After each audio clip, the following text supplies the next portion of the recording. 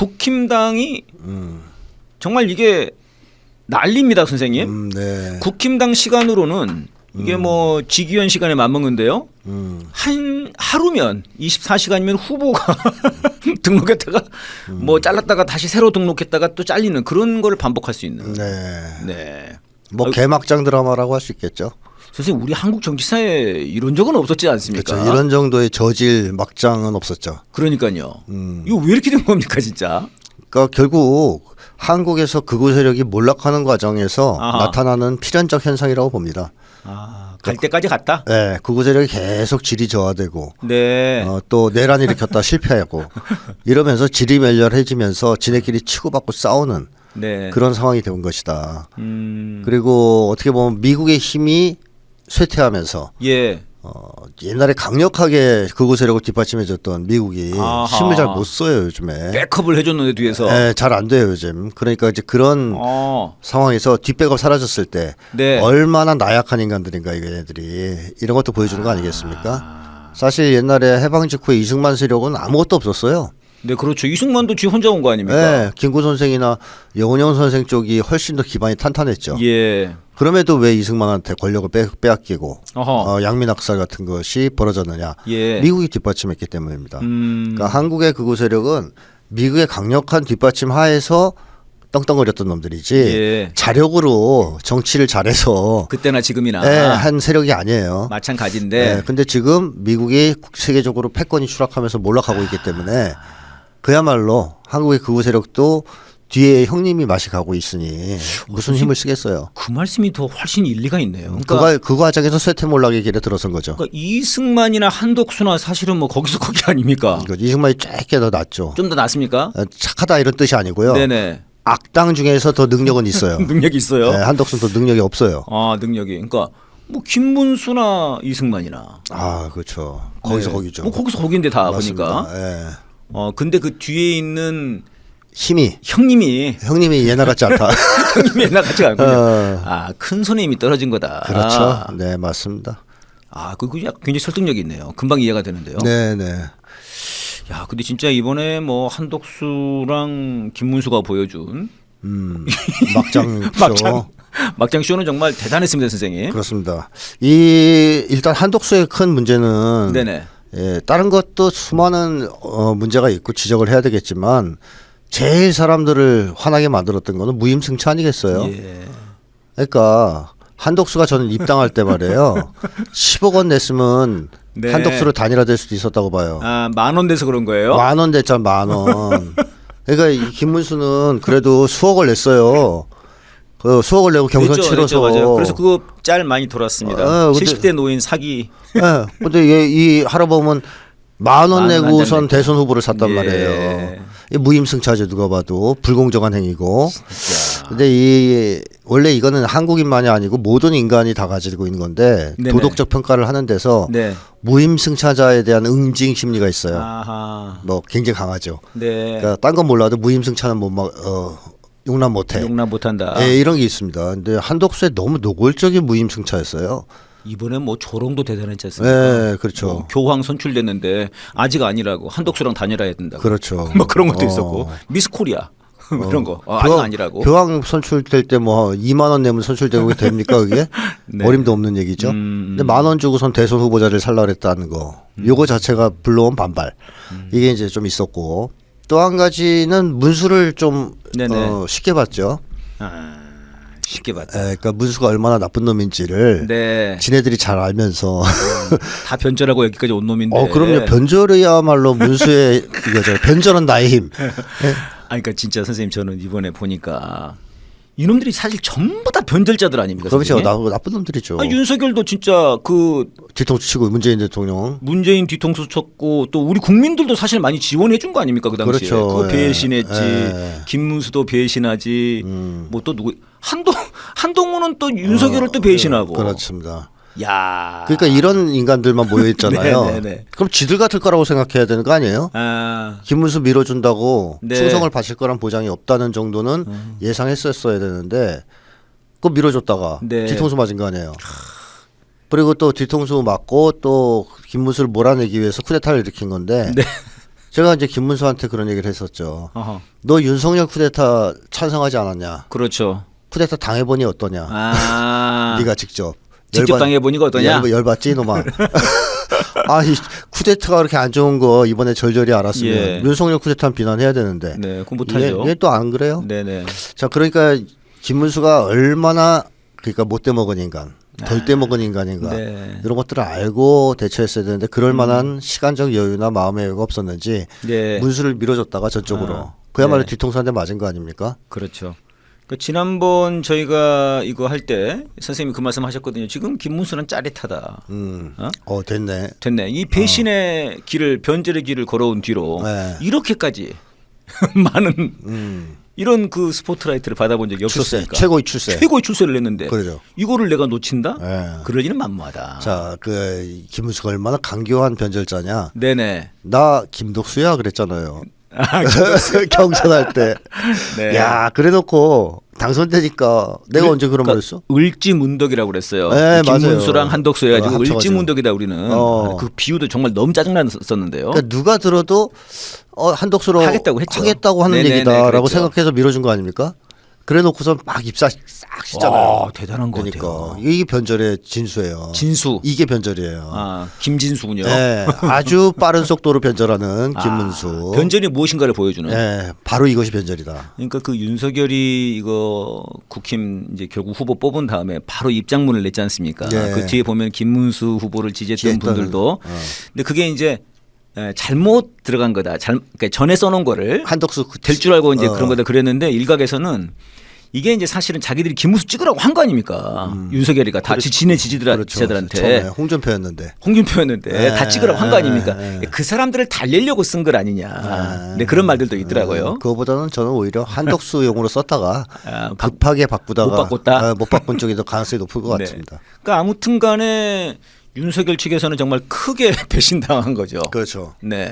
그러니까 윤석열이 그렸던 그림은 그거라고 보이죠. 이제 사법적으로 조희대가 이재명 후보를 날려주고, 네. 그 다음에 한덕수가 빅텐트 치고, 네. 그렇게 해서 내란 세력이 다시 재집권하는 거. 네네. 이걸 꿈꿨던 것 같거든요. 그래야 자기가 사니까. 그렇죠. 그런 이제 김건희랑 자기랑 그래야 살 수 있으니까요. 살 수 있으니까. 아하. 그랬는데 조희대가 하던 사법살인도 실패하고, 네. 덕수는 문수한테 칼 맞고, 성렬이가 지금 많이 심란할 것 같아요. 네. 정말 되는 게 없는 거예요. 되는 게 없어요. 근데 선생님 그 당원 투표로 아주 근소한 차이라고 얘기를 해요. 그것도 발표를 안 해서. 근데 발표를 안 해. 왜 안 하는 거죠? 뭐 제가 볼 때는 네네. 정치적으로 결정할 가능성이 높기 때문에 안 했을 가능성이 있죠. 그러니까 당원 투표. 그럼 그 얘기는 다시 말하면은 실제로는 투표에서는 한덕수가 이겼을 수도 있다는 말씀 아닙니까? 그럴 수도 있다는 거죠. 뭐 까놓지 않고 공개를 안 하는데 어찌 알겠습니까? 그거 사실 의아해요. 의아하죠. 명명백백하게 거기다 까놓으면 되는데. 안 까요. 계속. 안 까요, 안 까. 계속 안 깝니다. 그리고 뭐 이 당원 투표도 뭐 문항이라든가 이런 조작만이 아니고, 네네. 그야말로 조직적으로 공작을 할 수도 있는 가능성이 있거든요. 예. 한 당 차원에서의 투표이기 때문에. 선생님 뭐 당원 제가 투표이기 때문에. 명태균 받지 않습니까? 네, 또. 명태균에서 드러났듯이. 네, 뭐 일도 아니죠, 뭐 솔직히. 그렇습니다. 그래서 의외의 결과가 나온 건데요. 그 이유는 이제 해석할 수 있는 게 몇 가지가 있겠죠. 하나는 법원에서 그 김문수가 낸 기각을 사실상 가처분을 받아들였다. 네. 그게 알려져서. 네. 그런 얘기가 있더라고요. 어쩌면 법원에 의해서 뒤집힐 수도 있는 상황. 사실 그게 최악이죠. 최악이죠. 그게 최악이지 사실은. 맞습니다. 그렇게 해서 당하느니 그냥 당원 투표 때문에 했다고 하는 게 덜 쪽팔리고. 그래도 우리 당은 저 이렇게 당원들의 뜻을 존중하는. 당원들의 뜻을 존중해. 지금 일각에서는 그걸 추켜 세우는 사람도 많습니다. 네. 그런 것이 작용했을 가능성 하나. 네. 그러니까 당원 투표 결과와 상관없이 김문수를 할 수밖에 없었던 상황이 있었다라고 보여지고. 또 한 가지는 그냥 그야말로 이제 추론이긴 한데요. 한국에서 한덕수를 세우려고 했던 것은 윤석열, 김건희인데요. 그렇죠. 이 윤석열, 김건희 내란 세력이 힘을 합쳐서 한덕수를 밀었는데, 네네. 사실 그것만이 아니고 조셉윤 같은 한국에 있는 그러니까 조셉윤 나오는 겁니다. 여기서 진짜. 조셉윤 같은, 저는 미국 네오콘도 이 작업에 동참했을 가능성이 있다고 봐요. 그러니까 한덕수를 세우고 한반도 긴장을 고조시키고 그럼으로써 한반도에서 다시 한번 뭔가 자기들의 되찾을 수 있는 세력을 네. 그런 시도를 하려고 한덕수를 내세웠을 수도 있다 하는 생각이 들거든요. 네. 그래서 얘네들이 조셉 윤희가 그 한국에 있는 극우 세력들을 조종해서 네. 한덕수 띄우기를 열심히 하고 그다음에 김태효를 미국에 보내가지고 알렉스 웡이랑 네네. 뭐 국방부 부차관인가 그랬죠. 네. 부보좌관. 네. 회담을 하게 해서 합의 사항들을 만들었어요. 그렇죠. 근데 문제는 뭐냐면 일주일 뒤에 트럼프가 잘라요 알렉스 웡을. 그게 날라갔어요. 네, 제가 지난 시간에 한번 얘기를 했죠. 자르고 왈츠도 잘라요. 네. 그 알렉스 웡을 데려왔던 애. 알렉스 웡이 윗상관. 네, 윗상관. 근데 이제 트럼프 쪽에서는 왈츠하고 알렉스 웡이 네오콘이다. 네오콘 세력이다. 트럼프 말을 안 네네, 듣는다. 네. 날려야 된다는 얘기가 나왔었습니다. 그렇더라고요. 근데 이쪽에서는 계속 강행을 한 거 아니겠어요? 김태효를 불러다가. 네. 그러니까 트럼프가 야 네오콘이 불러들인 거다 김태효를. 그렇죠. 그러니까 자른 거죠. 어디서 니네들이 딴짓하고 있어. 잘라버렸어요. 그러고 나서 김현종이 미국에 갑니다. 네, 이재명 맞죠. 후보의 이제 특사 자격으로. 네네. 근데 대선전에서 한쪽 후보의 특사를 백악관에서 맞이한다? 상당히 이례적인 일이죠. 이례적이죠. 네네. 그걸 받아들였다. 회담을 했다. 이 얘기는 트럼프가 야 덕수를 조셉 윤희가 민다라고 그 위에 알렉스 웡이랑 있어, 그 월츠랑 있어, 네. 다 날릴게. 그 대신 이재명은 앞으로 내 말 잘 들어야 돼. 뭐 이런 정도의 협상을 했을 수도 있다. 이제 추론이지만. 네. 왜냐하면 김현종하고 회담을 한 것 자체가 너무 이례적이라서 그렇습니다. 그렇죠. 이례적이죠. 사실은. 그러고 나서 뒤집혔어요. 한덕수 날라갔어요. 김현종이 트럼프 미국에서 백악관에서 면담하고 난 이후에. 그러니까 김현종이 워낙 친미적이고 네. 뭐 위키리크스에 의하면은 뭐 우리들을 검은 머리 위해서 한국인. 맹렬하게 싸운 우리의 이익을 위해서 맹렬하게 싸운 사람이다. 그 당시에 네, 이제 FTA 관련해서 그런 건데요. 그래서 사실은 이제 이 후보 선거 직전에 김현종이 미국을 갔다 왔어요. 그래서 많은 사람들 만났더라고요. 보니까. 그러니까 자기 이제 인맥을 다 동원한 건데 그렇다고 하더라도 백악관 접촉은 쉽지 않은 거거든요. 사실은요. 당연하죠. 쉽지 않죠. 그건 내정 개입일 수 있어요. 그렇죠. 그것도 그렇고. 그러니까 트럼프가 한덕수랑 통화해서 대선 나갈 거니 네. 이거보다 더 심한 개입이에요. 한쪽 후보의 특사를 백악관에서 면담했다는 것 자체가. 그러니까 이것만 봐도 상당히 이제 심각한 상황일 수 있다. 그럼 이제 미국 입장에서 뭐가 이득입니까? 그게? 그러니까 이제 트럼프 쪽에서는 네네. 네오콘이 한국에서 벌이는 이 공작을 좌절시킬 이유가 이제 필요했다는 건데 네. 왜 그러면 이재명 후보가 낫다고 생각하느냐 트럼프는. 예. 제가 볼 땐 북미 회담 때문입니다. 그러니까 트럼프가 지금 러시아하고 회담해서 관계 정상화 추진하고 있죠. 네네. 그래서 상당 정도 지금 푸틴하고 주고받고를 하고 있어요. 예. 서로 체면 세워주면서. 뭐 아직 뭐 마무리는 안 됐지만. 네, 아직 안 됐지만. 우크라 전쟁 관련해서. 그다음에 이란하고 핵 협상 시작했죠. 그리고 예멘하고 휴전했습니다. 네. 중국하고도 일단 갈등을 봉합했어요. 관세 전쟁을 네. 이번에 협상으로 해서. 그러니까 트럼프 정책의 핵심은 강대국, 특히 네네. 핵을 가진 나라들, 핵무장 국가들하고는 사이좋게 지낸답니다. 안 싸운다예요. 싸워서 이익 볼 게 없으니까. 그래서 러시아, 중국, 이란하고는 화해하는 겁니다 지금. 예. 이란은 핵무장 국가는 아니지만 아직은 없는데요. 군사 강국이니까. 또 중동에서는 사실 이란이 지금 이제 가장 강국인 네. 거죠. 그쪽에서는. 그렇다면 이 트럼프의 일관된 정책의 기조에 비추어봤을 때 네. 트럼프가 제일 관심을 기울이는 지역이 어디겠습니까? 한반도죠. 한반도다. 북한과의 관계 개선이 트럼프에게 남은 숙제예요. 예. 지금 다 대화가 시작됐거든요. 네, 그러네요. 중국, 러시아, 이란 다 북한만 남았어요. 그러니까 트럼프가 지금 북한에 관심이 클 거라고 예상됩니다. 의욕도 높고. 근데 이런 일이 없어도 선생님이 이제 트럼프에게 북한은 굉장히 집착할 수밖에 없는 그런 거로 말씀하셨는데. 그렇죠. 개인 심리 차원에서도. 개인 심리 차원에서도. 근데 지금 상황 보면은 실제로 벌어지는 게 웬만한 주요 국가들이랑은 지금 다 했는데. 그렇죠. 협상을. 네. 북한이랑만 안 하고 있다. 그렇습니다. 좀 이상하다 이거죠. 이상하죠. 네. 그래서 아마 시도하려고 애를 많이 쓸 것이다. 네, 네. 그러면 그거를 잘 하려면 남쪽에 어떤 정부가 들어서는 게 나을까라는 건데 일단 황교안 안 되고요. 네. 황교안 왜 안 됩니까, 선생님? 북한 타도. 네. 또 김문수도 북한 타도. 김문수가 최근에 그런 얘기를 많이 했더라고요. 네, 흡수 통일 막 떠드는 네, 거죠. 네. 그다음에 극우 세력들 위험합니다.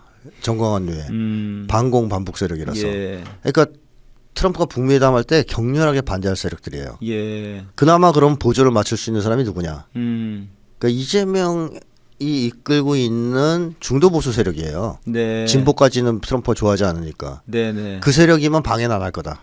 최소한. 방해를 안 할 거다. 그다음에 필요하다면 일정한 역할을 해줄 수 있다. 우리가 북미 관계 개선할 때 다리 놔주는. 네, 남북 관계를 먼저 풀면서 네네. 분위기 띄운다든가 이런 데서 실천력이 있다. 예. 이렇게 판단했을 수 있어요. 그러면 굳이 뭐 이재명을 비토할 이유는 없다고 없다. 봤을 수 있죠. 그런 차원으로 김현정을 불러들인 거 아니냐. 그렇죠. 네네. 네. 뭐 이제 경제적으로 뭐 뜯어먹겠다 이것도 있겠지만 네. 그것도 있겠죠 당연히. 하지만 그런 큰 그림을 그리고 트럼프가 움직이고 있을 가능성이 높다는 겁니다. 예, 야 이런 건 정말 그 어디서 듣기 참 어려운 얘기네요, 진짜. 네. 심리학자라서 가능하신 건가요?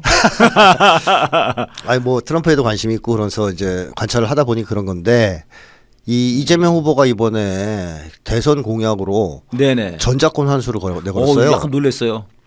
놀랐죠. 네, 놀랐습니다, 저는. 왜 놀라셨습니까? 전작권 환수라는 게 네. 보통 이게 그냥 걸 수 있는 게 아니거든요. 네네. 사실 노무현 대통령이 이거를 굉장히 강하게 주장을 했죠. 그렇죠. 그래서 뭐 그 군인들 막 반대하니까 뭐 호통치면서 뭐 그랬는데 부끄러운 줄 알아야 된다 뭐 그렇게 했는데 사실 실패한 거 아닙니까? 실패했죠. 그 뒤에 바로 또 박근혜 이명박 들어서면서 흐지부지되고 완전히 없애버렸죠. 네네 네네. 맞습니다. 이걸 다시 꺼냈어요. 다시 꺼낸다. 자 이거를 꺼냈을 때 아무 생각 없이 꺼냈을 리는 없죠. 아하. 어떤 사람은 이런 얘기까지 합니다. 저거 미국의 허락 없이 꺼내면 암살당한다. 이런 얘기한 사람도 있어요. 그 일리 있습니다, 선생님. 굉장히 민감한 문제죠. 그러니까 사실은 전작권은 우리 의도보다는 미국 의도가 훨씬 큰 거니까요. 훨씬 크죠. 네. 네, 미국이 오케이 안 하면 할 수 없는 거예요. 미국이 전작권이라는 게 한국의 생명줄인데. 그렇습니다. 목에 칼 들고 있는 건데 사실 이게. 그렇죠. 이거 갖고 얼마나 많이 뜯어먹을 수 있습니까 지금. 네, 맞습니다. 이게 이것 때문에 머니머신이 되는 건데. 이거 없으면 머니머신 못 하는데. 그러면 단적으로 이재명 후보 쪽이 네. 미국과의 사전 조율이나 논의 없이 독단적으로 전작권 환수를 걸 수 있을까요? 저는 거의 불가능하다고 봅니다. 교감이 있다 이거는 지금. 교감이 있다는 거죠. 그럼 이 지금 엊그제 보면 9.19 군사합의 복원 이런 얘기도 나오거든요. 그 얘기도 미국 허락 없이 못합니다. 아니 이거는 정말 못하는 게 사실은 9.19 군사합의 때문에 미국이 열받았던 거 아니에요. 특히 그 당시 그렇죠. 트럼프였는데 빡친 거죠. 완전히 빡쳐가지고 트럼프가. 네. 누구 야, 마음대로. 그러면서 야 우리가 승인하기 전엔 절대 한국은 아무것도 안 할 거야. 그렇죠. 그러면서 그때 이제 워킹그룹 나오고 문재인 정부가 완전히 그냥 네, 깨갱했죠. 깨갱했지 않습니까, 진짜. 맞습니다. 그 제 손을 묶으세요 하면서 자기가 그냥 오히려 미국 네, 밑으로 네, 들어가 버렸는데. 그랬죠.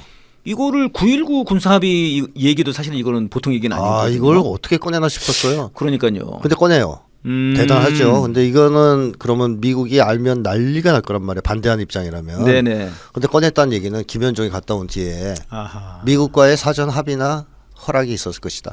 이렇게 보는 게 맞습니다. 이제 그렇다면 부담 없죠. 이재명 후보 진영에서는 네, 이런 네. 얘기 꺼내도 부담 없습니다. 전작권 환수, 예. 9.19 군사합의 복원해도 어허. 뭐 그것 때문에 미국이 암살한다든가 이럴 위험은 없다고 봐야죠. 네. 자, 그럼 트럼프가 왜 이런 것을 허락했을까? 아하. 트럼프는 주한미군 한국에 두고 싶어하지 않아 하는 사람이잖아요. 예. 이미 알려져 있죠. 근데 그 선생님 그 개 심리도 진짜 이상한 거예요. 그러니까 주한미군은 두고 싶지 않으면서도 네. 또 돈은 또 뜯어내는 거 아니에요? 방위비로. 근데 사실 목적은 네. 돈이 아닙니다. 빼는 겁니다. 그래도 커요. 네, 그게 훨씬 커요. 야. 트럼프는. 근데 그거를 압박하기 위해서라도 안 뺄 경우엔 돈 내라 이런 식으로 행동하는 경우가 대부분이고 진짜 목적은 빼는 거예요. 거다. 빼는 거예요. 야, 선생님 그럼 이거를 우리나라 그 협상단이 이제 만약에 그 이번에 정권이 바뀌면은 네. 이 사실을 알고 들어가야 되는데. 그렇습니다. 그래야 큰 소리를 칠 수 있는데 그렇죠. 말이죠. 나가라 이래야죠. 가라. 돈 무슨 말이야? 그만큼 니들이 주든가. 그렇죠. 왜냐하면 주한미군 성격 자체가 대북 억제력이 아니고 네. 중국 공격하는 용으로 예. 바꾸겠다고 한 거 아니에요? 거죠, 트럼프 그런 거죠. 정권에서. 그러면 한국을 군사기지로 중국을 치기 위해서 더 이용하겠다는 위험한 거죠, 얘기인데 우리는. 위험하기도 할 뿐만 아니라 네. 돈을 받아야죠. 야, 너희들 그럴 거면 돈 내놔. 네. 어차피 너희들 위해서 있는 건데. 그렇죠. 자, 그런 상황인데 사실 트럼프는 빼고 싶어해요. 왜냐하면 이 한반도에 미군을 두는 거는 아무 도움이 안 된다고 판단합니다. 예. 핵인질, 볼모라고 생각하죠. 오히려 주한미군이 인질이 된 상황이다. 인질이 된다고 생각해요. 그러니까 북쪽도 핵무장 국가고 중국도 핵무장 국가입니다. 네네. 전쟁 발발 초기에 주한미군 전멸하죠. 네. 협공 받으면.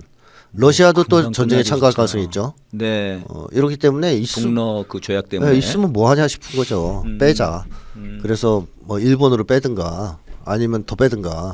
일본까지 뺄 생각은 하고 있는 것 같은데 예. 그런 거를 당장 추진하지 못합니다.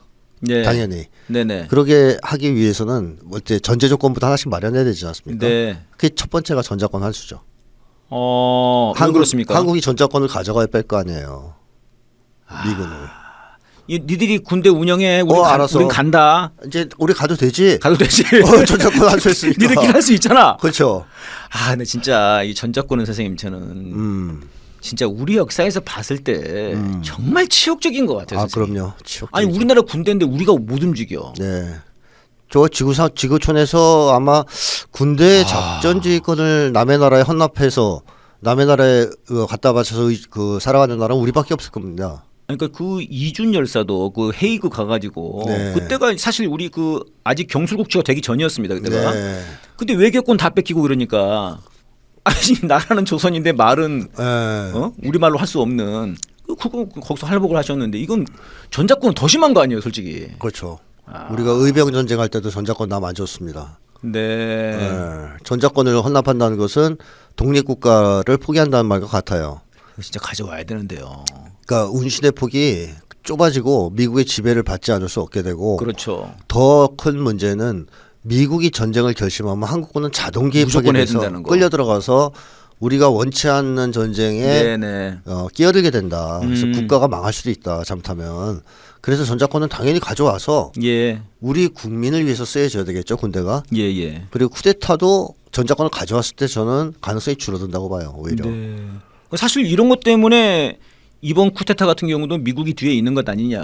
이런 얘기가 당연히 나오는 거죠. 있었다고 당연히 봐야죠. 그런 거죠. 네. 그러니까 미국이 쿠데타를 일으키고 싶으면 일으키고 뭐 박정희를 시키든 전두환을 시키든 안 하고 싶으면 안 하고. 광주 학살도 그렇고요. 그렇죠. 전쟁도 지들이 원하면 하고 필요 없으면 안 하고 다 모든 게 미국에 의해서 좌우되는 것이 전자권이 없는 어떻게 보면 반식민지 국가이기 때문에 나타나는 현상 아니겠습니까? 근데 이제 지금은 트럼프가 미군을 빼고 싶은데 그러려면 전자권을 빨리 돌려줘 버리는 먼저 돌려줘야죠. 그것이 지금 이재명 대표의 입으로 공약으로 나오는 거 아니냐 이런 이제 말씀이신 거죠. 그렇죠. 미군을 먼저 뺄 수는 없어요. 전자권 환수 없이. 그러면은 전자권이 또 그들의 목줄이 돼버린 셈이 되는 거네요. 오히려 미국에. 그러니까 미국이 이게 저 전자권이나 주한미군이 한반도를 지배하는 뭔가 자기들의 목줄이었는데 오히려 지금 역으로 돼버리는 그런 핵 인질이 되고 그런 상황이 되네요. 신기하네요.